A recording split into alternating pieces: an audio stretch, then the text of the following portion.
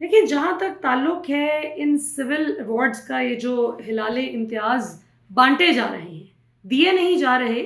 नवाज़े नहीं जा रहे, बाँटे जा रहे हैं जैसे कोई रेवड़ियाँ बाँटता है। और इसमें अगर आप इसके क्राइटेरिया देखें तो आपको हर वो शख़्स इस हिलाले इम्तियाज़ का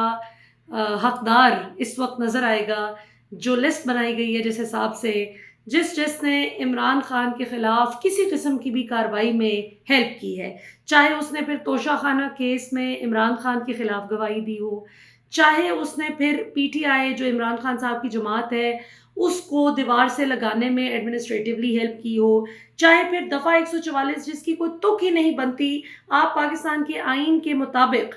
ये इजाज़त ही नहीं दे सकते किसी को भी, किसी हुकूमत को भी। इंतज़ामिया का काम ही ये होता है कि उसने सियासतदानों को बताना होता है कि कानून ये इजाज़त नहीं देता कि आप अपने सियासी मुखालिफिन को ज़ेर करने के लिए, दबाने के लिए, दीवार से लगाने के लिए आप दफ़ा 144 लगा दें और उनकी किसी किस्म की भी पॉलिटिकल एक्टिविटी को आप ना होने दें। लेकिन आप देखें कि इरफान नवाज़ मेमन हो या दीगर जितने भी इस पूरी लिस्ट में लोग हैं, मैं तो मतलब नाम पढ़ती गई, वो क्या था, सुनता जा शर्माता जा। तो अभी ये सूरत हाल है कि पढ़ता जा शर्माता जा। हर वो शख्स जिसने इस हुकूमत की मदद की है इमरान खान से पॉलिटिकल विक्टिमाइजेशन में, जो आला कार बना है, उसको जो है वो ज़्यादातर अक्सरियत वही है जिनको नवाजा गया है। तो इसमें मेरी नज़र में तो इसकी कोई मतलब इस अवार्ड की हैसियत कम हो गई है। इन लोगों को ये हिलाले इम्तियाज़ नवाजे जाने से इनकी इज़्ज़त में तो इज़ाफ़ा नहीं हुआ, लेकिन इस अवार्ड की जो इज़्ज़त और तकरीम है उसमें खातिर ख़्वाह कमी आई है। अगला सवाल बहुत इंटरेस्टिंग है, जनरल फैज़ की अरेस्ट के हवाले से और इसकी सियासी कॉन्सिक्वेंसेस। देखें, जनरल फैज़ का जब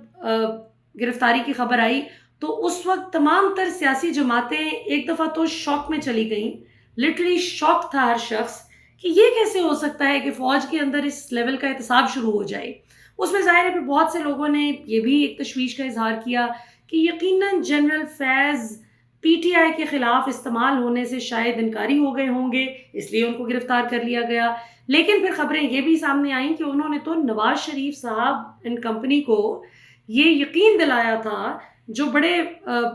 ऐसे-ऐसे मोतबर सहाफ़ी जिनकी कभी ख़बर बाउंस नहीं होती, अब वो सहाफ़ी बता रहे हैं कि नून लीग के अपने हलके ये बताते हैं कि जनरल फैज़ ने बड़ी यकीन दहानी कराई थी कि आप अगर मुझे आर्मी चीफ बनने का मौका देते हैं तो मैं आपको मायूस नहीं करूँगा और मैं पीटीआई के टुकड़े-टुकड़े करके आपको दिखाऊँगा। अब ये इतनी मिक्स्ड जो खबरें आ रही थीं, और ज़ाहिर है इसमें बहुत सी खबरों में सदाकत भी है, ज़ाहिर है हमारे अपने भी सोर्सेज़ ग्राउंड पे मौजूद हैं। सो उसमें आज की अगर आप मियाँ साहब की गुफ्तगू सुनें, जो आज उनकी बड़े करीबी ज़राए से उनकी आपस की बैठक की जो खबर का अहवाल निकला है, वो कुछ इस तरह से है कि मियाँ साहब ने अपनी जमात के लोगों को जनरल फैज़ की गिरफ्तारी के हवाले से जज्बाती बयानबाजी से रोक दिया है और हुकूमत और एस्टैब्लिशमेंट जो कर रही है उसमें आंखें बंद करके उनका साथ देने का फैसला किया। जबकि on the contrary Imran Khan साहब ने ना किसी को कहा कि वो इस हवाले से बात करे, ना अपनी जमात को ये कहा कि वो बात ना करे। इतना बहरहाल इमरान खान ने ज़रूर कहा कि जनरल फैज़ को अगर गिरफ़्तार किया गया है तो ये ज़ाहिर है फ़ौज का अंदरूनी मामला है, हमारा इससे कोई ताल्लुक़ नहीं। अलबत्ता जनरल फैज़ का अगर एहतसाब शुरू किया गया है तो मैं उम्मीद करता हूँ कि फिर सबका एहतसाब होगा। साथ-साथ खान साहब ने अफ़गानिस्तान के हवाले से भी जो जनरल फैज़ की, जो मैंने आपको एक प्रोग्राम में, पिछले प्रोग्राम में यकीनन इस पे जब बात की होगी, जहाँ-जहाँ मैंने बात की इस पे मैंने ज़रूर बात की है जनरल फैज़ की अरेस्ट के हवाले से, जब-जब भी मौका मिला गुफ्तगू करने का, कि इस बात को आप नज़रअंदाज नहीं कर सकते कि जनरल फैज़ ने बतौर डीजीआई बड़ा ज़बरदस्त काम किया था, जो अफ़गानिस्तान के साथ पाकिस्तान के ताल्लुकात को बड़ा अच्छे नोट पे वो ले गए थे। हालाँकि जो 20 साल पाकिस्तान ने अफ़गानिस्तान के बाद सबसे ज़्यादा जानी और माली कुर्बानियाँ दी हैं अफ़गानिस्तान में जारी इस अमरीकी मिसएडवेंचर के हाथों। लेकिन उस नेगेटिव सेंटिमेंट को, इस इतनी कुर्बानियों के बावजूद भी अफ़गानी हमसे नाराज़ थे, अफ़गान अवाम हमसे खुश नहीं थी। तो जनरल फैज़ ने अपनी बड़ी अच्छी पीआर रखी वहाँ पे तालिबान के साथ और पाकिस्तान के लिए एक सॉफ्ट कॉर्नर क्रिएट किया। ये उनका बड़ा अच्छा, एक ज़ाहिर है उनको क्रेडिट जाता है इस अच्छी कारकर्दगी पे। लेकिन اگر انہوں نے کرپشن کی ہے، ایک دھیلے کی بھی کی ہو، ایک لمحے کے لیے بھی اگر انہوں نے اپنے اختیارات کا ناجائز استعمال کیا ہے، تو یقیناً پھر ان کا احتساب ہونا چاہیے، کڑے سے کڑا احتساب ہو، لیکن صرف جنرل فیض کا نہیں، ہر اس شخص کا جس نے اپنے عہدے کا ناجائز استعمال کیا۔ اس کے بعد تیسرا سوال ہے جی، مریم نواز کے وزٹ کو کس طرح دیکھتی ہیں؟ جو ارشد ندیم کے گاؤں وہ گئیں اور علامہ اقبال مزار اقبال پہ وہ جو وائرل ویڈیو ہے ان کی 14 اگست کے موقع پہ، دیکھیں بات یہ ہے کہ مریم نواز صاحبہ نے آج تک کبھی کوئی کام میرٹ پہ نہیں کیا۔ ظاہر ہے آن ریکارڈ یہ ساری گفتگو ڈاکٹر یاسمین راشد کی بھی موجود ہے، جتنے لوگ بھی اس وقت سے مریم نواز صاحبہ کو جانتے ہیں، جو ان کے تعلیمی دور سے جانتے ہیں، جس طرح سے ان کا میڈیکل کالج میں زبردستی میرٹ گرا کر ایڈمیشن کروانے کی کوشش کی میاں صاحب نے، جس پرنسپل نے بات نہیں مانی اس کو اٹھا کے پٹخا، اس کی نوکری جاتی رہی، مطلب میرٹ کیا ہوتا ہے یہ انہوں نے دیکھا ہی نہیں، اور آج تک کوئی انٹرنشپ تک کیے بغیر سیدھا چیف منسٹر کی کرسی پر یہ بیٹھ گئیں، تو ان میں اور بزدار میں کوائٹ فرینکلی مجھے تو کوئی فرق ہی نہیں نظر آتا، کہ صرف فرق یہ ہے کہ یہ خاتون ہے اور بزدار مرد تھا، ادروائز تو دونوں کی قابلیت، ہاں یہ ضرور ہے کہ بزدار کے پاس میک اپ کی وہ سہولیات نہیں تھیں، یا سرجریز کروا کے اپنے آپ کو ٹپ ٹاپ کرنا اتنے وسائل نہیں تھے بزدار کے پاس، اس بیچارے کے پاس تو بجلی بھی نہیں تھی اس کے گاؤں میں، تو عمران خان نے ظاہر ہے کہ اس پہ ناحق اعتماد کر کے یقیناً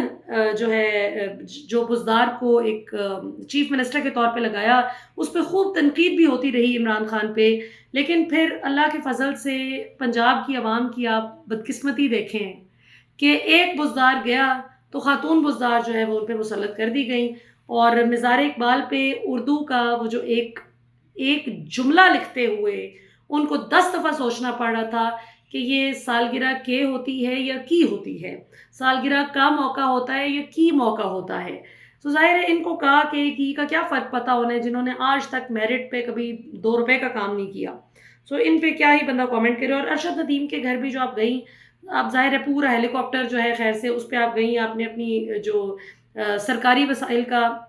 مجھے نہیں سمجھ آتی کہ کیوں اتنا ناجائز استعمال کیا جاتا ہے، اگر آپ نے ان کو کوئی انعام دینا تھا آپ عزت سے ان کو بے شک بلاتی، لاہور آپ انوائٹ کرتی، اور جو ٹائم آپ نے اپنی سجاوٹ اور سنورنے میں اور ٹک ٹاک ویڈیو ان کے گھر جا کے بنانے کے لیے اتنی جو لوازمات پورے کیے، اس پہ وقت ضائع کرنے کی بجائے آپ یہ بہتر کنسٹرکٹیو کام عوام کی خدمت میں صرف کر سکتی تھیں اور ان کو لاہور بلاتی، اچھا سا جو انعام دینا تھا، ظاہر ہے وہ عوام کے ٹیکس کے پیسوں سے ہی آپ نے سرکاری خزانے سے ہی انعام دیا ہے، جس پہ عوام خوش ہے کہ ٹھیک ہے آپ نے گفٹ دیا ہے، لیکن وہ آپ نے اپنے پیسوں سے نہیں دیا، تو اس کی ایسی پروجیکشن کرنا کہ ایز ایف آپ خود اپنے پیسوں سے گاڑی دے رہی ہیں یا انعام دے رہی ہیں، یہ نہیں ہونا چاہیے۔ اس کے بعد آخر میں جی شہباز شریف صاحب کے حوالے سے پوچھا گیا ہے کہ انہوں نے کہا ہے کہ اگلے کچھ دن میں وہ اگلے 5 سال کا اکنامک ریوائول پلان شیئر کریں گے کہ معیشت کو کس طرح سے بہتر کرنا ہے، اور بجلی کے نرخوں میں بھی کمی پر بات ہوگی، اس پر میرا جو ہے وہ تجزیہ مانگا گیا ہے۔ دیکھیں جی، شہباز شریف صاحب کی کارکردگی وہ بے شک کچھ دن بعد عوام کو اعتماد میں نہ لیں، عوام ان پر عدم اعتماد کر چکی ہے، آپ فائبر سے لے کے جتنے بھی آپ کے ایسے ڈیجیٹل ایونیوز ہیں، ڈیجیٹل آپ کے پلیٹ فارمز ہیں جہاں پہ پاکستان کے نوجوان آرام سے پاکستان میں اپنے گھر میں بیٹھ کر اپنے گھر والوں کی دوری سہے بغیر، پردیس کی صعوبتیں جھیلے بغیر، اپنے گھر بیٹھ کر جو کما رہے تھے، ڈالرز کما رہے تھے، پاؤنڈز کما رہے تھے، آپ نے شہباز شریف صاحب آپ نے پی ٹی آئی کو زیر کرنے کے لیے، اور عوام جو اپنی رائے کا اظہار کرتی ہے، آپ کی ناقص پالیسیز پر تنقید کرتی ہے، آپ نے ان کی آواز کا گلا گھونٹنے کے چکر میں پاکستان کی معیشت کا جنازہ نکال دیا، اور آج 30 سے 40% ایسے ڈیجیٹل ایونیوز پہ کام کرنے والی کمپنیز جن کو ٹھیک ٹھاک کمی ظاہر ہے ڈسٹرپشن نظر آئی ہے انٹرنیٹ میں، اور جو سہولت تھی انٹرنیٹ کی، اسموتھ انٹرنیٹ ان کو ملتا تھا، اس میں آپ نے پہلے تو شارک کا ایک تماشا ہوتا تھا نا، شارک آ گئی ہے جی، تار کاٹ گئی ہے، وہ جس دن کوئی عمران خان کی پارٹی نے کوئی آن لائن جلسہ کرنا ہوتا تھا یا کوئی آن لائن ان کی کوئی ٹویٹر سپیس وغیرہ ہوتی تھی، اب انسیکیورٹی کا عالم یہ ہے کہ ہر دن آپ کی ٹانگیں کانپتی ہیں عوام سے، اور آپ گھبراتے ہیں کہ کہیں عوام کی رائے کا جو اظہار ہے یہ نہ ہو کہ عوام کی رائے اتنی تقویت پکڑ جائے جو کہ پکڑ چکی ہے، آپ شاید گراؤنڈ ریالٹی سے واقف نہیں ہیں. سو آپ کو لگتا ہے کہ یہ جو فارم 47 کے جعلی سہارے پر ہم بیٹھے ہیں، یہ نہ ہو کہ یہ جعلی سہارا بھی ہم سے جاتا رہے. اپنے اقتدار کو بچانے کے لیے، اپنے عوام کی آواز کا گلا دبانے کے لیے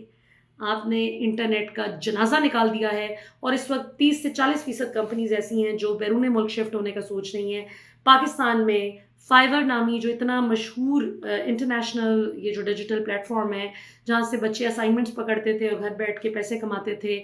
انہوں نے پاکستان کے جو بچے ہیں جو یہاں سے کام کرتے تھے ان کو ان اویلیبل ڈکلیئر کر دیا ہے خود ہی سے، آپ کی حرکتیں دیکھتے ہوئے، جس طرح سے آپ نے انٹرنیٹ پر قدغن لگائی ہے. سو یہ آپ کی کارکردگی ہے. آپ نے کچھ دن بعد عوام کو 5 سال کا پلان کیا بتانا ہے، آپ کے پاس تو 5 دن کا پلان نہیں ہے. اور شرم کا مقام ہے کہ عمران خان جو 16 روپے فی یونٹ پہ بجلی آج سے 2.5 سال پہلے چھوڑ کے گئے تھے، آپ آج کہاں لے گئے ہیں؟ سو بجلی کے نرخوں میں آپ نے کمی کیا کرنی ہے؟ آپ تو آئی پی پیز کی جو کیپیسٹی پیمنٹس ہیں، جو فکسڈ چارجز آپ نے پاکستانی عوام کے سر پہ تھوپ دیے ہیں، جو آپ کے دور میں کچھ سائن ہوئے معاہدے، کچھ پیپلز پارٹی کے دور میں سائن ہوئے، بیڑا غرق کر دیا آپ نے ملک کا. آپ نے کیا اکنامک ریوائول لانا ہے؟ کبھی مثال تو بڑی کروڈ ہے لیکن آئی ایم سوری اس کے علاوہ کوئی مثال بنتی نہیں. کبھی کسی بینک لوٹنے والے چور سے بھی آپ نے سنا ہے کہ وہ بینک کے خزانے کو کس طرح بڑھانا ہے وہ اس پہ بریف کرے گا عوام کو؟ نہیں نہ سنا. تو جب آپ کہتے ہیں کہ آپ اکنامک ریوائول پلان عوام کے ساتھ شیئر کریں گے تو تب ہمارے ذہن میں ایگزیکٹلی یہی بات آتی ہے کہ ہاتھوں پاؤں سے اس ملک کا قومی خزانہ لوٹ کھسوٹ ہوئی. آپ کے جتنے ادوار گزرے، زرداری کا دور دیکھ لیں، کہاں آپ نے پاکستان کی بہتری کی، اور اب آپ نے کون سا اکنامک ریوائول کرنا ہے؟ سو میرا اس پہ تجزیہ، تبصرہ اور انالیسز یہ ہے کہ سب ٹوپی ڈرامے ہیں اور عوام کو بے وقوف بنانے کے لیے ایک نیا لالی پاپ دینے کی تیاری ہے. That's it. شہباز شریف صاحب سے پہلے اسحاق ڈار صاحب معیشت کی بحالی کا پلان بتا چکے ہیں اور ون لائنر ہے. فرماتے ہیں کہ بری امام صاحب کی عرس کی بحالی سے اب ہمیں یقین ہے کہ پاکستان ایک معاشی قوت بننے جا رہا ہے. یہاں سے آپ ان کا حساب لگا لیں کہ یہ ان کی معاشی پالیسی ہے. فیصلہ عوام کا ہے کہ کس قسم کے مسخروں کو اس ملک پہ مسلط کر دیا گیا ہے کہ جو اپنی کارکردگی بتانے کی بجائے کبھی 9 مئی، کبھی عمران خان کی برائیاں، اب بری امام صاحب کا جو عرس ہے اس کی بحالی پہ بینک کر رہے ہیں کہ اب ہم ایک معاشی قوت بننے والے ہیں. ابھی تک کے لیے اتنا ہی. پاکستان زندہ باد.